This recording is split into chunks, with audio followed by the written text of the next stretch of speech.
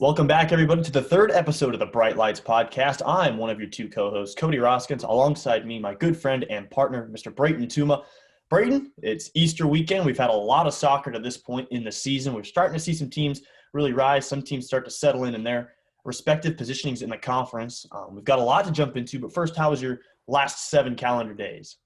Oh man, my last 7 calendar days have been full. I've got to witness a lot of good soccer, keep up with some girls track, got to see some results there. So that was always good. And as always, Cody, it is always great to look forward to finishing the week off with one of my good friends and recapping all of our former high school glory days, but talking about the current athletes that, we're going to talk about. So it's always been a good one, and same as usual, just ready to get to it. So, Absolutely. First, I want to address the elephant in the room, or I guess the elephant is the room. I'm back home, moving some stuff out of college, so please excuse the clutter over my shoulder there.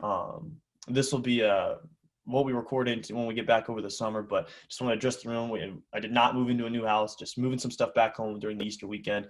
But first things first, Brayton, we got some WIC Boys Soccer to touch on, and there were a few eye-openers this last week. oh, absolutely. When you're looking at some of the scores here for our WIC boys, I mean, they're doing good things. As we look over on the varsity bound here, and we check on some stat leaders, Gavin Tarbox is doing a great job. Gavin's Hawkeye 10. Raiden Groby doing a great job putting the ball in the back of the net. He's, I believe, leading the team right now with, is it 6 or 7 goals? Or actually, no, he's up there. He's at 10, I believe is what it is. Yep, he's tied 13th in the state at 10 goals. At 10 goals, yep. I was looking at the one that wasn't updated. That's my fault, so excuse that. But he's doing a great job putting the ball in the back of the net. And it's going to be a lot of jostling for positioning there. I'm excited to get the reason the mishap earlier is St. Albert's actually plays Avoca AHSTW on Monday, and that's going to be a good one. It's going to be fun to watch. A little bit of a wounded animal coming back. Avoca suffered a 4-0 defeat to a Van Meter team that didn't have a 4-1 to a team that hadn't won a game up until that point. But it is a good Van Meter team at that, even though no wins until that point. It's a good team. It's a Des Moines area team, and they found a way to get it done against Avoca. And Avoca is going to come back here, and they're going to play a quality opponent, and we'll talk more about that later. It's going to be a good game, I think. And then, Tri-Center has got a good week ahead of them as well. They're going to be able to show what they can do against a bigger school as they're going to go to Harlan and play at Merrill Field. That'll be a good one to watch. It's going to be a bigger opponent. Still a quality opponent, as we talked about last year. It's a younger team, so it's always going to be good. And just as usual, we're going to have to watch for Trainer and Underwood because they're going to have a heck of a week together, and they're just going to have to find a way to win games, just as everybody is. And once again, the top 3 in the WIC, it's a toss-up. They are jostling for position, just like we thought they would. And they've shown that nobody's really willing to give an inch here at the beginning of the year. And I'm hoping this carries in. But soccer is a marathon. It's not a sprint. If that were the case, then we could sign, seal, and deliver the top 3 right now. But we're going to have to wait till the end of the season to see who's going to outlast who. So things are going to get interesting. Absolutely. But to recap some of the scores we had on Monday for the WIC boys, we had Missouri Valley and Logan Magnolia square off in a 4-2 finish in favor of the Panthers. And then the game Brayton was mentioning was the 6th-ranked HSTW Vikings in Class 1A lost a 4-1 finish to Van Meter. Van Meter gets their 4th win of this, or at the time, 3rd win of the season. They're now off to a 4-1 mark. In other WIC action, we didn't have anything on Tuesday for the boys or Wednesday. As we creeped on into Thursday, Creston played Trainer. It was a 2-0 finish for the Cardinals. Loma and East Sac County were postponed. Tri-Center and West Central Valley was a 9-0 finish for West Central Valley, and Missouri Valley and TJ finished 11-1 as Thomas Jefferson squares away the 1A foe. Nothing really happened on Friday. It was a really light week. We mentioned that going in over our social media posts. But on Saturday today, some big games. Underwood, Loma, Atlantic, and West Central Valley all square off in the Atlantic Invitational. So Underwood and Loma will play each other, so we'll get a nice conference matchup there. Logan Magnolia and Atlantic will square off, and then later Underwood and West Central Valley will do battle as well. So your quick thoughts on those games, too. I'm looking at it, and I'm thinking this is going to be a good one. For the most part, these are going to be some pretty close games as we're looking at it. The tournament, what was that last game that you said? Because that was the one. Underwood and West Central Valley are listed as the last game to score off, but I didn't list those in any specific time order. They're all going to be relatively within an hour of each other. So Underwood and Loma will play, Loma and Atlantic will play, and then Underwood and West Central Valley. Yeah, I'm looking at one game I'm looking at here is Underwood versus Loma. It's a chance for Underwood to once again have a show of strength. So that's going to be an interesting one to see. I think that both of us could say that a predicted result would be an Eagles win. The Loma team is very young and a little bit inexperienced, but they're gaining it as they go, and they kind of show I wouldn't say great strides, but they're showing steps towards becoming a good soccer program. So that's always interesting to see. And then Loma will play Atlantic, who has been some team where it's been off and on the boys' side for the Trojans. And it's going to be interesting to see what Atlantic team shows up, because I think if a Atlantic team that's showing their colder side shows up, and we see kind of more the Loma team that's like, we're coming here, we're going to get better as we go along, I think it could be shaped up to be a very interesting game. And I think it's a very winnable game for Loma. Atlantic has to kind of figure out who's going to show up. So that's another game that's going to be fun to watch. And honestly, all three of these games are going to be a good one. Underwood versus West Central Valley. This is a West Central Valley that not too long ago just lost in a PK matchup to AHSTW in a 3-2 decision.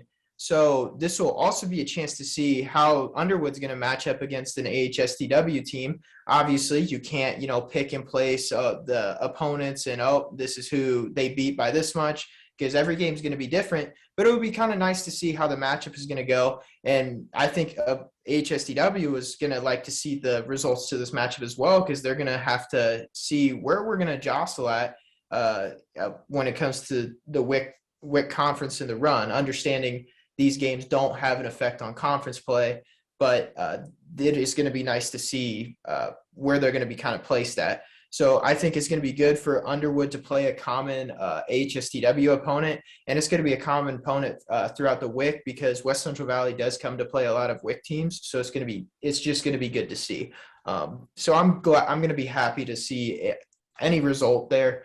It's going to be 3 good games that can be tossed up as long as all teams play hard, and I'm sure they will. Absolutely could be the case. As we break down the Western Iowa Conference standings, there's 3 teams currently listed as undefeated with updated statistics still getting put in for some teams. But Trainer, AHSCW, and Underwood are all currently undefeated. The Cardinals are 3-0 in conference play. AHSCW is 1-0 in conference play, and Underwood is 2-0 in conference play. And then there sits Logan Magnolia at 1-1, squarely in the middle above Riverside Tri-Center in Missouri Valley. So like you said, Brayton, a lot of games still left to be played, but it's never too early to start sizing up your competition. Exactly. As we continue to move on, however, we do have the Western Iowa Conference girls who had a big week this week. Some games were postponed. We were able to get some games in. But so we start on Monday, Brayton. We had a big day of action. Number 4, Van Meter took on HSTW and the Lady Vikes. It was a 9-0 decision for Van Meter. We had another 9-0 decision as Tri-Center defeated their second Hawkeye 10 team. Not second Hawkeye 10 team, but defeated Sergeant Bluff Luton in a 9-0 decision. And then Logan Magnolia and Missouri Valley squared off in what was another crucial win for a Loma team that you and I both really like and expect to make that next jump this season, as they took down Missouri Valley 3-2. Yeah, Monday was kind of packed with action. Understand we had 2 major decisions. I will talk about I'll talk about all of them. The number 4 Van Meter team against AHSTW team, a very young AHSTW team. Not a lot of scoring options. They do have a couple, but when you're talking about soccer, you're going to need, we talked about week 1 and week 2, you need more than 1 or 2 options. You're going to need a lot of layoffs and people that you trust with the ball. And I'm not sure that HSTW has that yet. I fully believe they can, but it's going to take experience, as I've said before. And they played an experienced team, and we see the result. We don't need to talk about it any further. This is not a knock on any teams. It's just some teams have more experience, more age, and they play together better. And I think AHSCW can do that. It's not that they can't or absolutely won't. It's just they need more experience and more playing time together, and they're still very young. So that's that for that game. Number 7, Tri-Center versus a Sergeant Bluff. 9, they're showing they have a great show of strength here. They're showing that they can play against teams that are in the class above them, and they can handle it very well. Tri-Center is still my pick to be a very dangerous team in the 1A class, and that's not going to change throughout the season, barring any major injuries or they start taking a ton of very major game losses. I think Tri-Center is going to be my pick for and a confident pick for a deep postseason run in the class of 1A. And Loma versus a Mo Valley team, I love this team, Cody. They have heart, and they're playing, and they're showing that they want to be better than they were last year, and they're doing it with another 3-2 decision over Mo Valley. They're showing that, hey, we're here to play, and every game with them is close, and it's really cool to see, because even teams that you would think are when it comes to playing level and experience in the age group, you're thinking, well, I think this decision's already kind of made.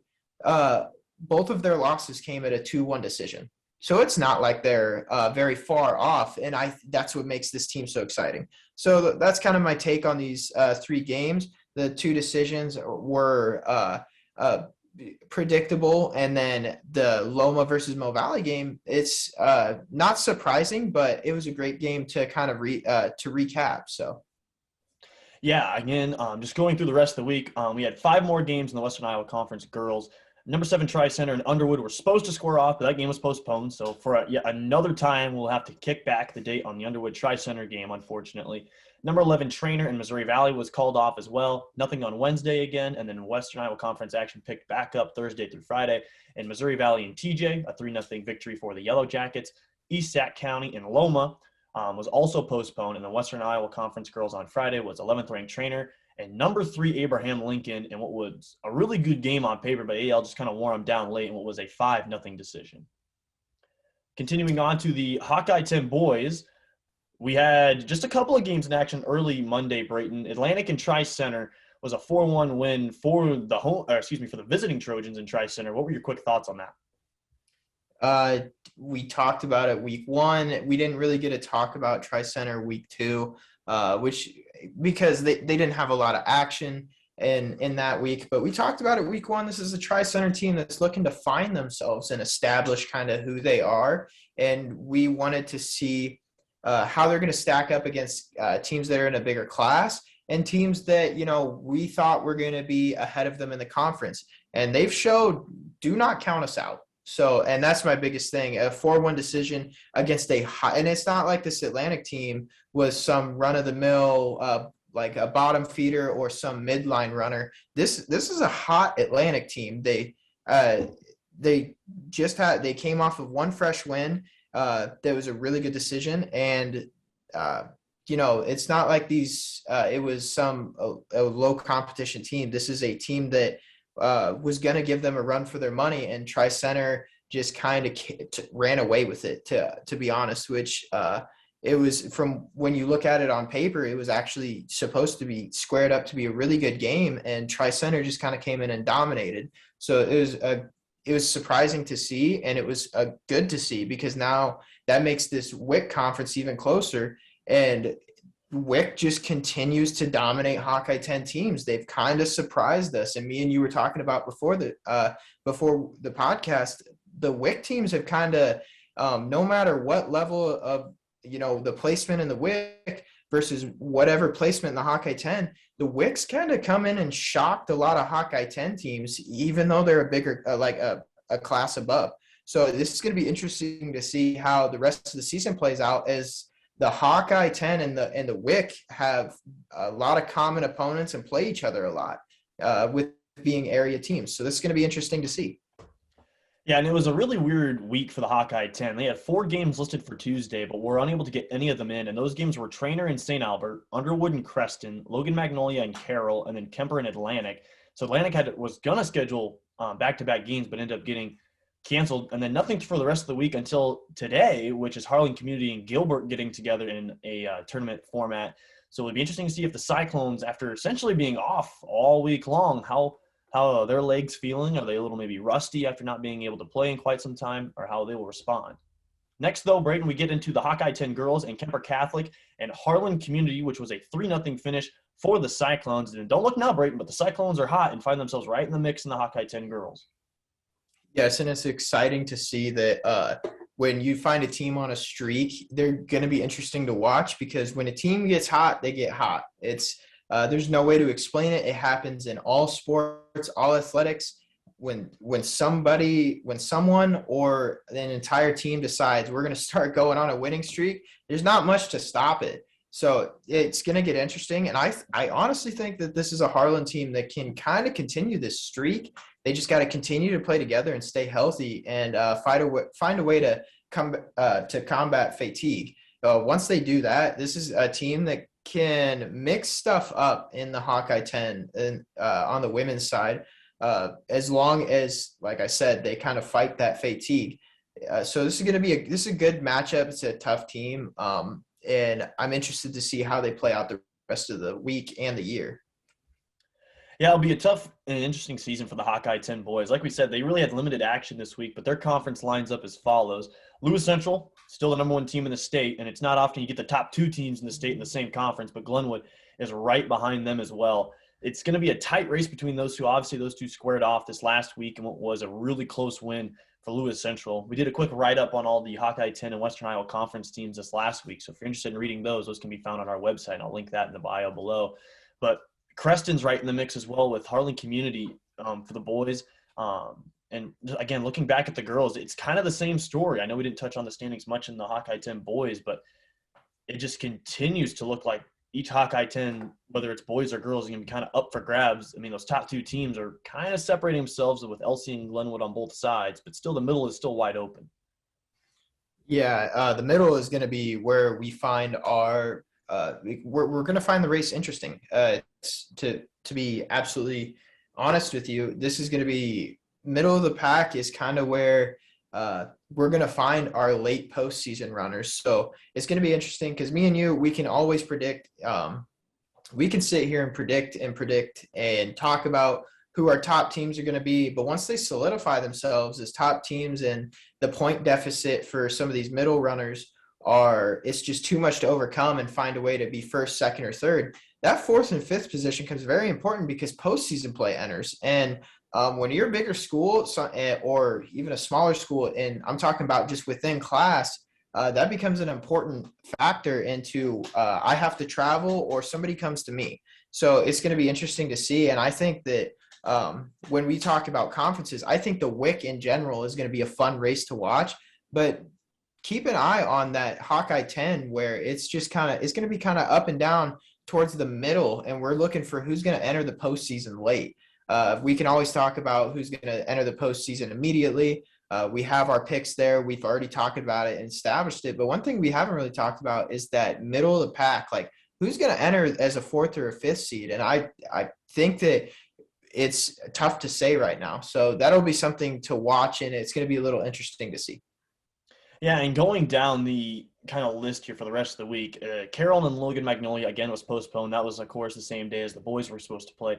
Atlantic and Des Moines North were also canceled. Denison and 14th-ranked Glenwood were postponed. And then Omaha Mercy and Lewis Central got together, which was a 1-0 win for Lewis Central. So they were able to get a game in. There's only one game on Wednesday, and it was Omaha South and Lewis Central. And you and I talked, and it was a 2-1 finish for Omaha South. So a good win there for the Nebraska native team.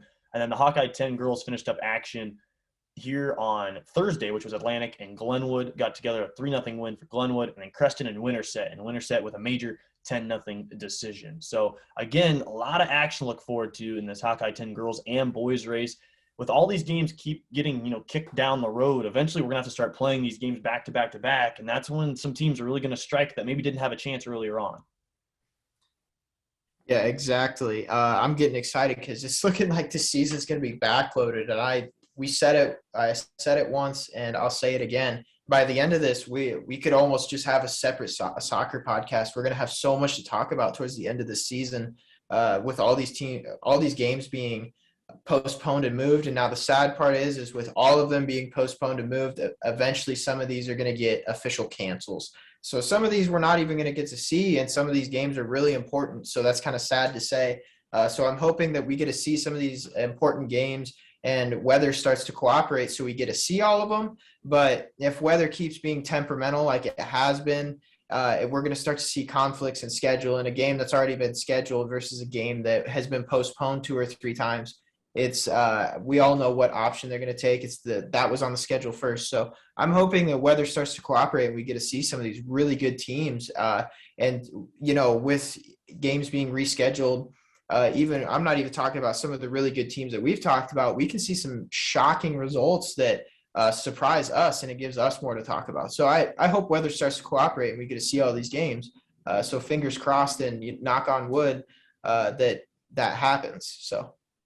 Yeah, now on to the third conference that we'll talk about. We'll start with the Missouri River Boys Soccer. 15th ranked Sioux City East took on Sioux City West rivalry. And it was a 3-2 finish for Sioux City East. So the 15th ranked team in Class 3A is able to get it done. Lamar's and Sergeant Bluff got together a 5-0 win for SBL. Sioux City North and Abraham Lincoln got together in a 2-0 win for North. And then 12th ranked Heelan took on TJ, and which is a 10-0 major decision for Heelan. In other action, it was, again, kind of dry. We've had 3 or 4 days off, 3 or 4 days on. They didn't have another game in the conference again until Thursday, but it was number 1 Lewis Central taking on Sioux City North. And Sioux City North was able to upset the the number 1 team in Class 2A in Lewis Central. And then, of course, today we've got some tournament action with AL taking on Centennial, Sioux City North taking on Johnston, Abraham Lincoln taking on Ankeny. And then we did have one result come in before we got on.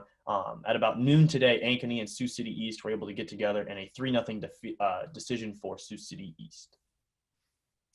Yeah, this week for Missouri River, for the River Boys it was a front-loaded week, and that Tuesday time slot, looking at all those games, all of them were good matchups for everyone. Heelan continuing to dominate.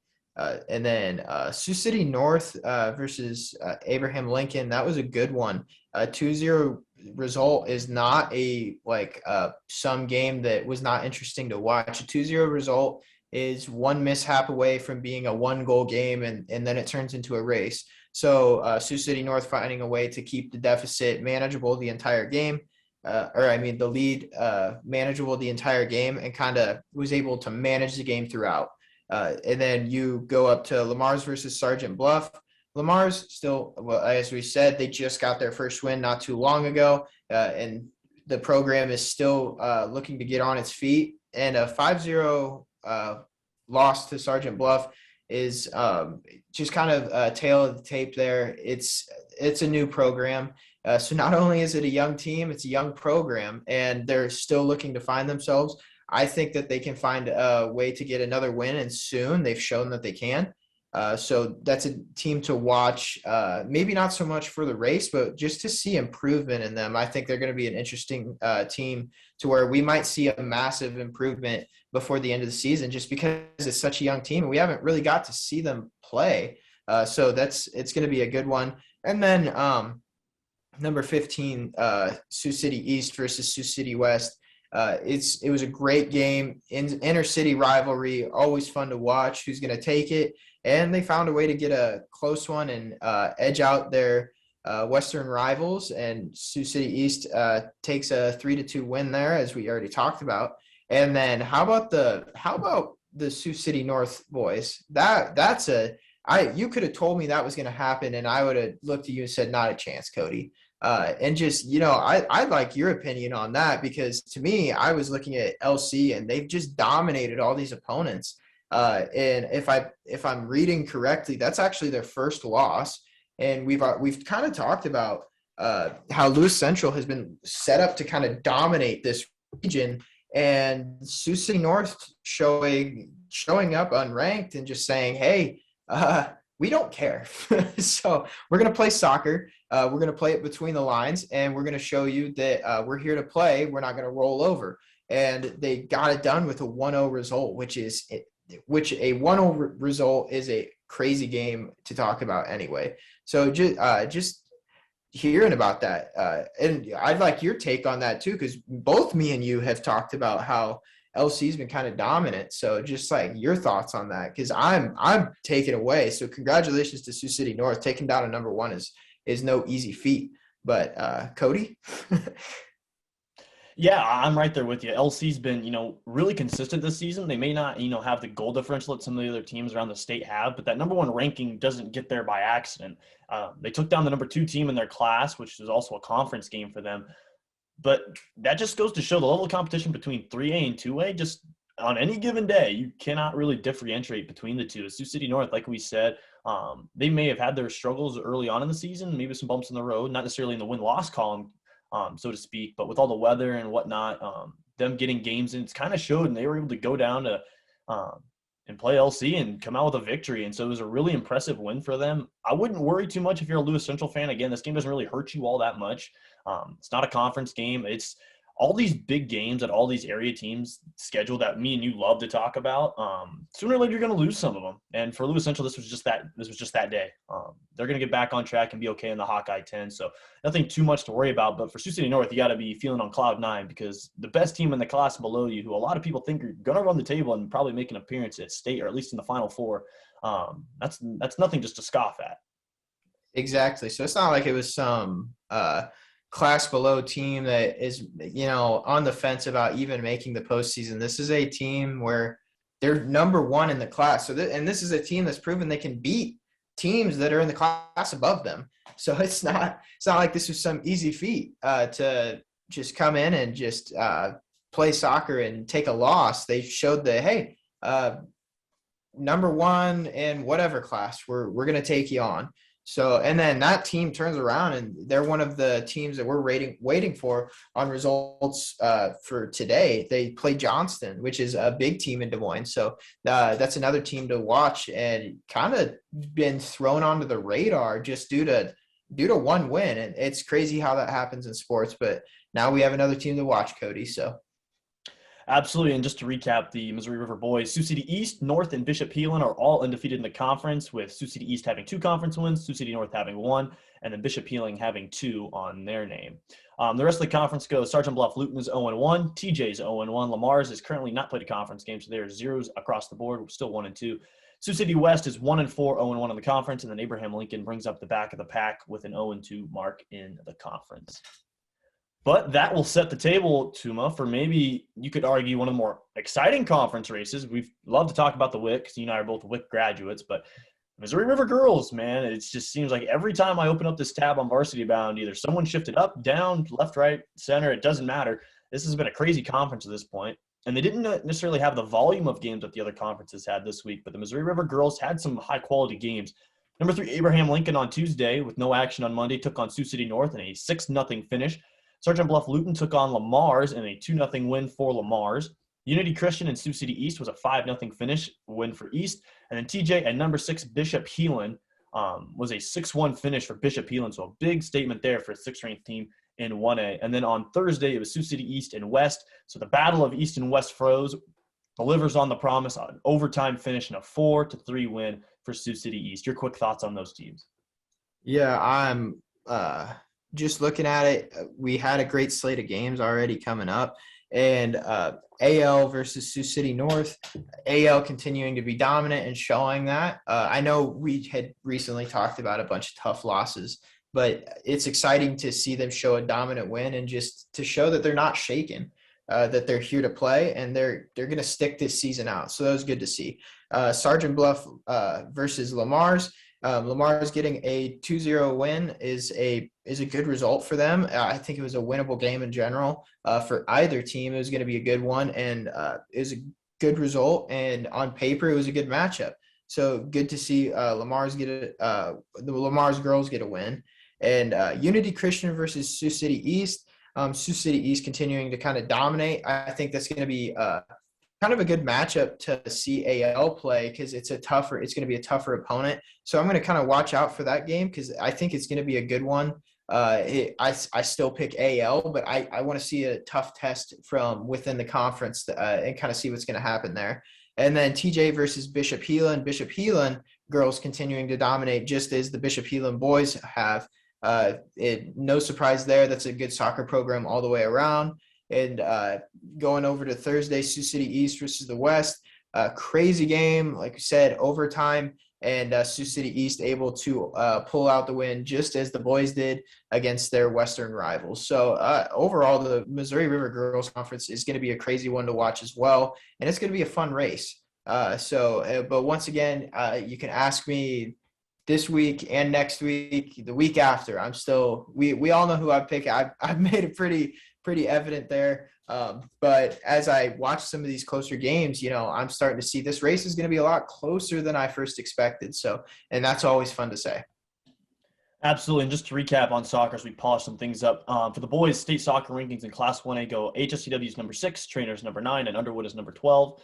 In Class 2A, number 1, Lewis Central, number 2, Glenwood, number 9, Dallas Center Grimes makes a jump. And I think they're one of the few teams in the state that have both their boys and girls teams ranked, but we'll touch on that in a second. And then number 12, Bishop Heelan.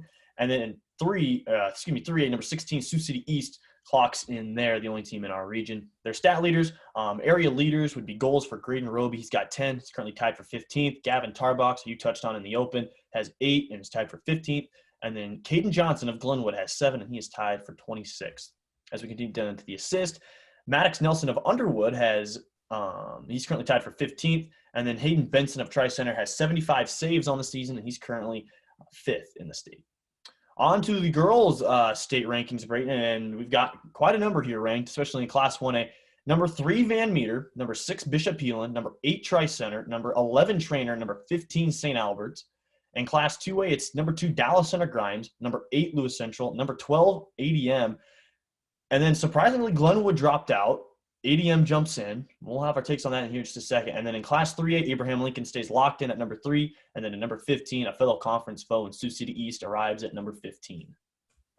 Yeah, looking at all of these rankings, we'll start off with the boys here.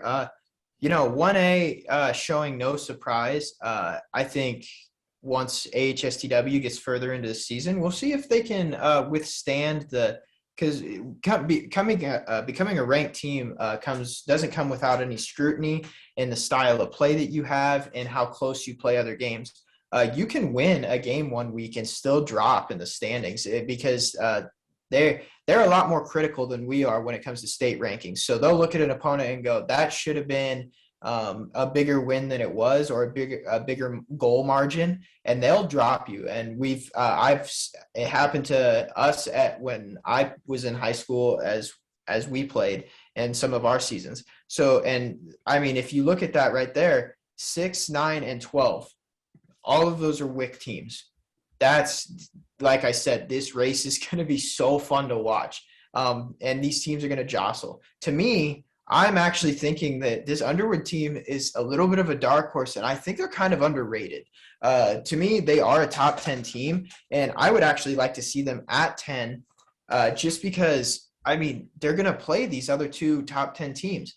And as I've said, Trainer is the golden standard. So to me, Trainer is going to be a little underrated in the 1A category as well. However, I can justify the committee's ranking at 9 here because they haven't really proven that they are deserving of it. They just have it's the previous season type where this is a perennial program that wins. So we're going to give them the respect that they deserve. And I think they do deserve to be ranked higher than 9, but they have to show it. So, and then going on to 2A, Lewis Central at 1. We'll see what happens there as New they rankings did we take think come out tomorrow, I believe. Is they what the they new do come. rankings come out. I believe it's every Sunday. So we'll see what's gonna happen there as Glenwood and Lewis Central kind of in the mix within the same conference. And number 2 versus number 1, it's already happened. Lewis Central showed that they beat Glenwood, but now Glenwood is sitting there staring at Lewis Central with one loss, saying, "Hey, what happened when we played them was a mishap. If we play them again, we're going to win. We deserve that number 1 spot." And then Dallas Center Grimes with the number 9 ranking, I think it's very deserving. They've showed that they can win tough games, and they've kind of been a team that's kind of come out of nowhere. Because when we had talked about this first podcast, we weren't really talking about any DCG teams. And all of a sudden, this soccer program has just risen from ashes, and we're kind of looking at a team that is going to have a lot to talk about.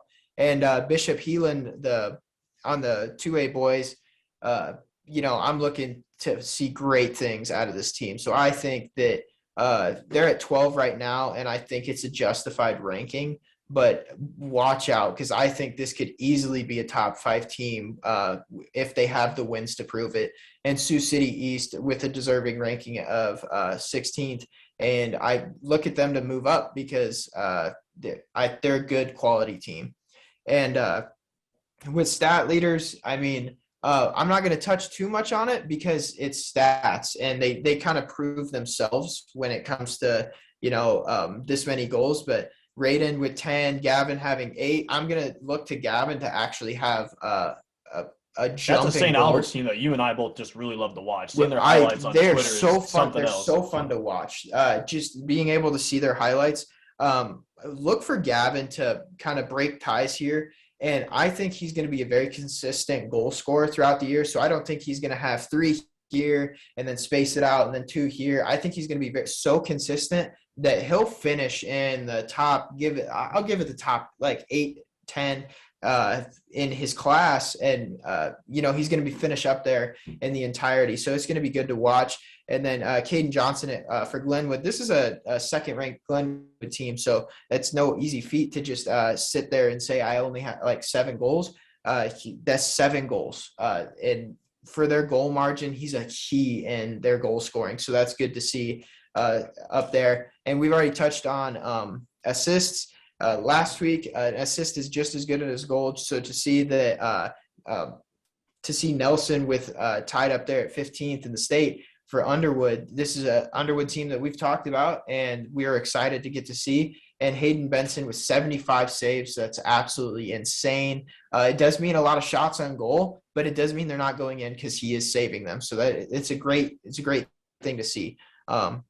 And when you go down to girls state soccer rankings, 3 at Van Meter. This is a Van Meter team we've covered very lightly, but it's because we haven't really needed to cover them heavily because it's a talented team, and we've said it once and multiple times actually. It's just a talented team that finds a way to get it done. Bishop Heelan, great soccer program, very justified ranking. Number 8, Tri-Center. Be ready because these girls are here to play, and I think they're going to end up at a higher ranking before we see any. They've dropped 2 consecutive weeks by 1 spot. So they started at 6 and then went 7, now down to 8. And with Trainer sitting right there, they've already beaten Trainer. What happens if you're in that Tri-Center program and all of a sudden Trainer just finds himself on top? That's going to be something interesting to watch. And even though they've slipped, I still have confidence in these girls that they're going to find a way to kind of regain ground. It's kind of like getting punched. You're going to wobble back a little bit, but you're going to find a way to come back to it. So it is a justified ranking at 8. I will say that because they've slipped. They've slipped up, had a couple of mishaps, and we said it week 1. We established it. You cannot slip up. This is not something where when you're looking at rankings, you can't have a mishap here and there and just be okay and think you're going to stay where you're at. And the Trainer girls surprising us at 11. We knew they were going to be good, but a ranking good, we neither of us would have predicted that at the beginning of the season. They did come into the season. They did come into the season ranked. They were right there with Tri-Center. When we talked about it, back of Tri-Center. Exactly. When we talked about it, this was a ranked team, and when we had talked about it, I feel like we didn't do this team enough justice because we didn't talk about the Trainer girls with enough confidence. We talked they were going to be good, but just seeing that, they've stuck in the rankings. This is a team where if you look back at our past 2 episodes, you're probably thinking this is a team that's going to be pretty average, and after their first ranking might have dropped out, but they've stuck with it, and they've showed us that they're also a team that needs to be talked about and deserves some time on the mic, because they're still at 11th. They're still staying in the rankings, and they're rolling with the punches. So then 2A, the DCG, we've already talked about it. They've kind of exploded onto the scene. Lewis Central girls, a powerhouse when it comes to either side of that program. And number 12, ADM, a little bit of a surprise there, but they're showing that Southwest Iowa still has good soccer. So that's 3 ranked teams at 2A. Sad to see the Glenwood girls drop out, because I think they can be a really good team, but we'll have to see how that one goes. And then 3A, with no surprise, we talk about them every week, it's the Abraham girls. So, and then following that up at number 15 with the Sioux City East, they're going to eventually play each other, and it's going to be a good matchup. Like I said, it's going to be a fun one to watch, and it's going to be a good race. Yeah, and just jumping as we got to keep things kind of moving here. We'll jump into girls track now. With all the postponements and cancellations of meets this last week, we kind of had to shift up how we were covering track, even from last week when we really had no idea what we were doing. But we went ahead and looked at the state leaders in each category and put the nearest, I guess you could say, area athlete on the spot. So when we take a look at the stat leaders for the shot put, Emily Baker of Lamar has a 40.04 to her name.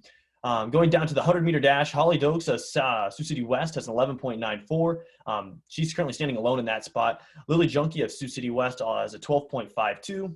Maddox DeVault of Nottoway Valley has a 12.59. And then Eliana Harris of Sioux City West. So a lot of the Sioux City schools you'll kind of see her have a theme here at a 12.60, and she's tied for 9th in the state. In the 200-meter, once again, Holly of Sioux City West comes back up with a 24.61. Lily Junkie of Sioux City West with a 26.16. Eliana Harris with a Sioux City West 26.19. And then Eliana Luna with Sioux City North at 26.39. And then Tierney Huss of MOC Floyd Valley with a 26.45 in the 200-meter. Some of these events had more athletes in the area than others. 400 meters, an example of that. Maddox DeVault of Nottoway Valley is really the only area athlete in that category at 18. In the state, in the 800 meters, it was Claire Kelly of Van Meter with a 2.18. Kaya Beeker of Harlan Community as 5th with a 2.19. So really good positioning there for area schools. In the 1,500-meter run, it was Sioux City East Cata Downs with a 4-minute 47-second 1,500, and then Claire Kelly of Van Meter right behind her, just 2/10 of a second off her pace with a 47.41. In the 400-meter hurdles, it was 6th Abby Hughes of Sioux City East with a minute 06.48. In the 3,000-meter, it was in 7th place, Kaya Downs again of Sioux City East with a 10:23.45. And 11th is, once again, Claire Kelly of Van Meter, 10:23.87. Long jump was Holly Doak of Sioux City West with a 17:10. And then as we finish things up here with some more of the field events, in the discus, Jaden Huseman of Trainer, one of the few WIC schools area athletes with a 1:19.09. And then in the high jump, Taylor Jocham of Bishop Heelan with a 5:06. So a lot of good performances there from the girls, and the statewide rankings are starting to prove it. Yeah, exactly. You look at some of these, and we look at, these are not conference rankings, these are state rankings, just as you said. And I'm looking at this list, and I see a lot of firsts, seconds, tied for fifths, tied for fourths, thirds. Like these are people that we're going to see at a state meet, and not just at the state meet, but competing for a medal. So it's really interesting to see. It's fun to watch, and I'm excited to see how our Southwest Iowa girls end up with as we watch this, and just to be able to talk about girls track and shine a light on it and see that a lot of Southwest Iowa girls are fast, and not only that, but they're talented as we look at the entire categories in general, including field. So yeah, we'll go ahead and shift gears now, Brayton. I'll let you go ahead and tackle boys golf. We have a little bit of different format for this as well, again, with the cancellations. We've got a few meet scores here and dual scores, and then we've also got the conference standings for the WIC and Hawkeye 10. Again, only doing boys. With girls and boys track, we'll flip-flop every other week. So next week we'll do girls golf and boys track once again. So go ahead and take it away, Brayton. All right. So for boys golf on the 11th, Trainer had a meet against Underwood, and Trainer took home a win with a score of 152 to 180.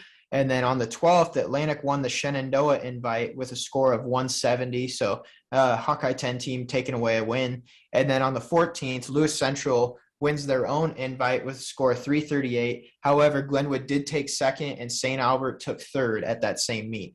And then we get to the Hawkeye 10 standings here, or the WIC standings here, with Trainer in first, with Audubon taking second, Tri-Center in third, and then rounding it out in order is Logan Magnolia, Missouri Valley, ICAM Manning, HSTW, Riverside, and then Underwood. And then as we move on to the Hawkeye 10 standings for soccer or for golf, we have Lewis Central taking first, Glenwood in second, St. Albert's in third, and then rounding it out fourth through the bottom is Creston, Clarinda, Kemper, and then Red Oak, Shenandoah, Atlantic, Denison, and then Harlan Community. Yeah, so a lot of action. Again, we'd love to get more in depth, but right now we just don't have the manpower to cover all these events, which brings us to our next point, Brayton. We are looking for any help in area athletes or freelancers. If you guys are wanting to be a part of the Spotlight Sports family or crew, we're looking for editors, bloggers, writers, short-term staff, anything like that, we'd be willing to help. And then also, if you want us to come out to one of your events, we'd be more than happy to try and make our way out there. I know Brayton would be obviously the more local of the two of us, but we're going to try our best to get out and get some soccer photos, get some interviews of you guys. You guys indicated on our Twitter poll that you guys want to see more interviews, and we're going to try our best to get you guys in touch with the area athletes, coaches, and rivalries that make all of the athletics in Southwest Iowa so memorable and fun to watch and cover. So with that being said, Brayton, we've got one last category, and it's maybe the most popular one that we saw in this last week, and it's time for Tuma's Takes.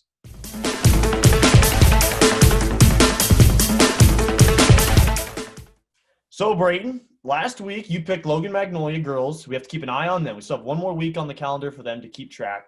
You predicted them for 2 weeks and that they should be pretty much right in spot with the top teams in the Western Iowa Conference for girls soccer. And then you also picked a couple of St. Albert goal scorers to finish with certain marks. So we still have to wait for those results. But what do you have for us today? What is the Tuma's Takes for this Easter weekend? So we're changing it up a little bit just to see, we want to keep track of how many times I'm actually wrong with this. As you talked about, more times to be wrong. So we're going to, from now on, the Tuma's Takes aren't going to be seasoned. They're going to be what's coming up this week, just so we can keep track and see how often and if I'm even close to ballpark predictions. So we're going to start things off with boys soccer. St. Albert's is going to play an Avoca team. Or a HSTW team coming up this Monday. And it's going to be interesting because as we talked about early in the podcast, they're a little bit of a wounded team coming back from playing a Van Meter team that kind of shocked them. So it's going to be interesting to see. And I'm actually going to take St. Albert's in this. And a lot of people might think I'm crazy because Avoca does have the goal scoring power to do this and to come in and beat St. Albert's. And a lot of people have seen how Avoca is a ranked team. But I'm taking St. Albert's in a surprise win over here. But when I say surprise win, I'm talking like a 4-1, a 4-2, maybe a 3-1 result in favor of the Falcons. So just keep an eye on that. Ballpark estimate is, like I said, a 4-1, 4-2, a 3-1, maybe even a 3-0 win. I don't think they're going to be shut out because I think Raiden Grovey is going to be able to put 1, maybe 2 in the back of the net. But that is a strong Falcons team that has something to prove against albeit a lower class, but a ranked opponent. So that is my boys' take for the week. And then moving on to girls, Logan Magnolia, I'm going to shine a little spotlight on him again. They have 2 big games coming up this week. They play Underwood, and then they're going to turn around and play a very hot Atlantic team. My prediction with them is they're going to split. Now, albeit they'd probably rather win that Underwood game and take a loss against the Atlantic team. Now, of course, they're going to want to win both games. You don't want to lose games. But I think they'd rather win this Underwood game because Underwood is a half a point behind them. So this will be a separator. This will kind of give them a little more breathing room in conference standings. And I think Zoe Heim, the freshman, who's their goal leader with 5, and I think Abby Leonard, who has 26 saves on the year and has only allowed 6 goals all season so far. I think they have the capacity to do it, and I think they have the capacity to shock both teams. But ultimately, I think it's going to be a split due to fatigue. So just to recap, We're going to go ahead and look at the St. Albert HSTW game and what you think will be at least a 2-goal finish in favor of the Falcons. And then in the girls, we're going to look at Logan Magnolia once again, and we're going to say that they're going to split between Underwood and Atlantic, in which they play both in 48-hour time span. And you think they're going to beat Underwood and then lose a close one to Atlantic?